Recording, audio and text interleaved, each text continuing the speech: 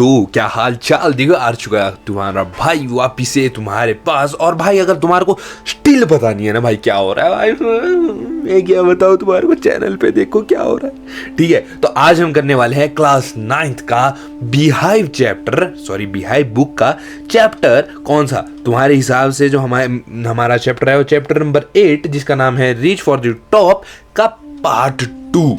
ठीक है, जो कि हमारा मारियाना दीदी के ऊपर। देखो मारियाना दीदी बहुत खतरनाक औरत है। क्यों? क्योंकि मारियाना दीदी जो है मात्र और मात्र 4 साल के अंदर जो है, मतलब उन्होंने जब ठान लिया 4 साल के अंदर वर्ल्ड के टॉप 1 में पहुंची। किस चीज के लिए? टेनिस के अंदर ब्रो, टेनिस के अंदर। यानी कि जो मारियाना दीदी है ना भाई, उन्होंने बस दृढ़ निश्चय ले लिया था कि भाई अब टॉप पे जाना है तो जाना है। क्यों? क्योंकि ओ दे उत्ते देख, उत्ते कौन, उत्ते मैं, ओ ये। ठीक है, तो इसमें हमने क्या क्या पढ़ा था, तुम भाई रिवाइज कर रहे हैं भाई इसमें। देखो यार, बोलने को तो मैं रिवीजन बोल रहा हूँ, पर भाई एक्सप्लेनेशन ही बन जाती है पूरी चैप्टर की। लेकिन भाई खुशी वाली बात है कि 10 मिनट के अंदर अंदर मैं सब कुछ क्लियर कर देता हूँ। ठीक है, तो इसमें क्या होता है ना, जो मारियाना दीदी है वो मेनली जो है रशिया से बिलोंग करती है। अब सीन क्या होता है, इनको जो है टेनिस से बहुत लगाव होता है कि भाई टेनिस तो बाबे मतलब खतरनाक सीन है, टेनिस तो खेलना ही खेलना है। ठीक है, तो जब ये 3 साल के होते हैं तो 3 साल की उम्र में क्या करते हैं, 3 साल की उम्र में ये जो है निकल लेते हैं यूएसए की ओर, ताकि भाई थोड़ा बहुत बढ़िया सा जो है अपना टेनिस वगैरह करते हैं। और इनके फादर वगैरह भी निकल लेते हैं। लेकिन सीन क्या होता है कि भाई इनकी जो मदर है वो इनके साथ यूएसए नहीं जा पाती है, जिसका सबसे बड़ा कारण ये था कि भाई साहब जी उनका वीज़ा नहीं लग पाता है। यानी कि भाई उनको जो है वीज़ा से कॉम्प्रोमाइज़ करना पड़ता है। अब ऐसी बात हो जाती है कि भाई उनका वीज़ा लग नहीं पाया, तो भाई 3 साल की उम्र की, यानी 3 साल की बच्ची को लगभग 2 साल के लिए अपनी मम्मी से दूर रहना पड़ा। अब ये भी बोल सकते हैं कि अपनी मम्मी पापा से दोनों से दूर रहना पड़ा। क्यों? क्योंकि उनके पापा की ट्रांसफ़र भी हुई थी। यानी कि भाई उनके पापा ज़रूर उनके पास होते होंगे, लेकिन भाई बिल्कुल भी टाइम स्पेंड नहीं कर पाते थे। क्यों? क्योंकि भाई ऑफिस का काम होता है। अब देखो, अगर तुम्हारे घर में अगर तुम्हारे पापा भी लेट आते हैं तो भाई तुम्हारे को भी कोई टाइम स्पेंड करने का इतना टाइम नहीं मिल पाता होगा। क्यों? क्योंकि भाई उनको ऑफिस का काम भी होता है और सुबह उठेंगे, तैयार होंगे, फिर से ऑफिस चले जाएंगे। तो वही चीज़ जो है इनके फादर के साथ भी होता था।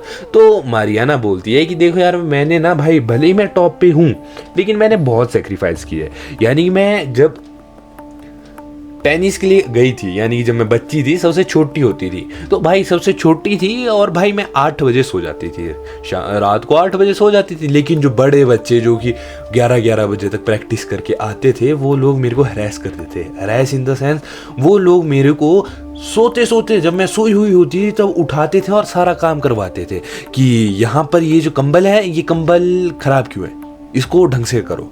यहाँ पर एक कूड़ा है, ये कूड़ा यहाँ पर क्यों है, कूड़ा साफ करो। तो मतलब टाइप ऑफ उनकी रैगिंग करते थे। तो भाई अगर इतनी छोटी बच्ची की रैगिंग हो रही है तो भाई साहब कुछ ना कुछ तो सिस्टम खराब होगा ही होगा। ठीक है, तो अब यहाँ पर मारियाना दीदी क्या बोलती है कि देखो मैं कुछ भी करूँ, कैसे भी करूँ, लेकिन मेरा दृढ़ निश्चय इतना अच्छा था कि मैं आज अगर मैं बोलूँ तो मैंने विंबलटन भी जीता है और टॉप पे भी हूँ। यानी कि मैं विंबलटन भी जीत चुकी हूँ और टॉप, जिसे कहते हैं ना टेनिस में टॉप, यानी वर्ल्ड नंबर 1 पर भी हूँ। अब मारियाना बोलती है कि देखो अगर किसी ने भी मेरे जैसा कुछ अचीव करना है ना, तो भाई उसको बहुत कुछ जो है लूज करना पड़ेगा, बहुत कुछ उसको खोना पड़ेगा। यानी कि मैं भी कोई ऐसा नहीं हूँ कि मैं भी एक रोबोट हूँ। मेरे को भी यार बहुत सारी चीज़ों से लगाव था। मैं भी मेकअप करती थी, मेरे को भी म्यूज़िक से लगाव था, मेरे को भी फैशन से लगाव था, मेरे को भी बहुत सारी चीज़ों से लगाव था। लेकिन जब मैंने ठान लिया कि मैंने टॉप पे जाना है तो जाना है, तो मैंने वो लगाव तोड़ दिया और उस लगाव के चक्कर में मैंने अपने टेनिस में जो है वर्ल्ड में रैंक नंबर 1 लाया। अब वही चीज़ अगर मैं तुम लोगों को बोलूँ, भाई तुमने अगर किसी फील्ड में कुछ भी करना है ना, तो भाई तुम्हारे को दृढ़ निश्चय लेना ही पड़ेगा। ठीक है, अब जैसे अगर मैं बोलता हूँ तो भाई मैं अभी 2-3 चीज़ें कर रहा हूँ, लेकिन जो चीज़ मैंने करनी है वो चीज़ मैंने करनी है और वो स्टिल कर रहा हूँ। वही चीज़ मैं तुम लोगों को बोलना चाहता हूँ कि भाई अगर तुम पढ़ना चाहते हो ढंग से पढ़ो, स्पोर्ट्स खेलना चाहते हो ढंग से खेलो। ठीक है, किसी एक जगह पे भाई ढंग से अपना टाइम स्पेंड कर दो।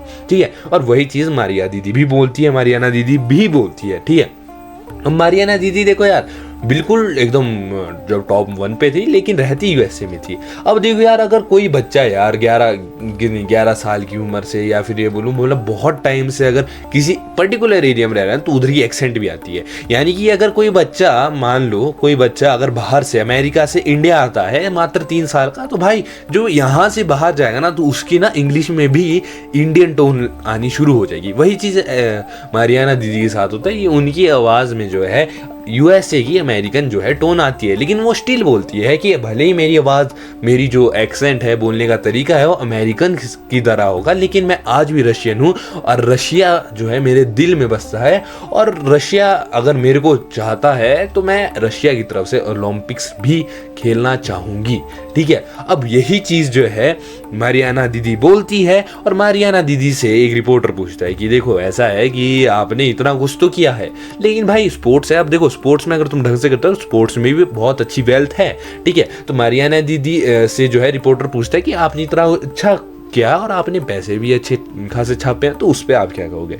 तो मारियाना दीदी बोलती है कि देखो यार, पैसा जो है वो एक मोटिवेशन है, सिर्फ एक मोटिवेशन है। पैसा अगर आता है तो तुम्हारे को मोटिवेशन मिलती रहती है, साथ में एक लाइफस्टाइल भी अच्छा होता है, लेकिन सिर्फ पैसा ही सब कुछ नहीं होता है। अब अगर मेरे दिमाग में जो चीज़ थी मैंने वो अचीव की, और स्टिल मैं यही बोलती हूँ कि मेरे दिमाग में पैसा कमाने की कोई इच्छा नहीं थी। मेरे दिमाग में इच्छा जो थी वो ये थी कि मैंने वर्ल्ड के टॉप 1 टेनिस प्लेयर में आना है, और वही चीज़ मैंने पूरी कर दी है। ठीक है, और इसी के साथ अपना चैप्टर भी हो जाता है ख़त्म भाई जी। ठीक है, और अगर तुम्हारे को सही में भाई जेन्युइनली अगर भाई वीडियोस अच्छी लग रही हैं तो भाई सब्सक्राइब कर दो, क्योंकि भाई मैं जेन्युइनली खुश इस बात से नहीं हूँ कि मेरे सब्सक्राइबर बहुत है यार। मैं जेन्युइनली खुश इस बात से हूँ क्योंकि मैंने लगभग 3 या 4 महीने की कंसिस्टेंसी रखी है, और भाई 100 से ऊपर वीडियोज़ अपलोड कर दी है। अब देखो क्लास 9 की सीरीज़ भले ही अभी शुरू किया, पर भाई मैं इतना बोलता हूँ कि क्लास 9 खत्म करने के बाद तुम क्लास 10th में ही आओगे, और भाई क्लास 10th के लिए भी तुम्हारे भाई का चैनल इधर है, कोई टेंशन नहीं है। देखो मेरा मेन मोटिव ये नहीं है कि हर एक बच्चा जो है 95% लाए। मेरा मेन मोटिव ये है कि जो बच्चा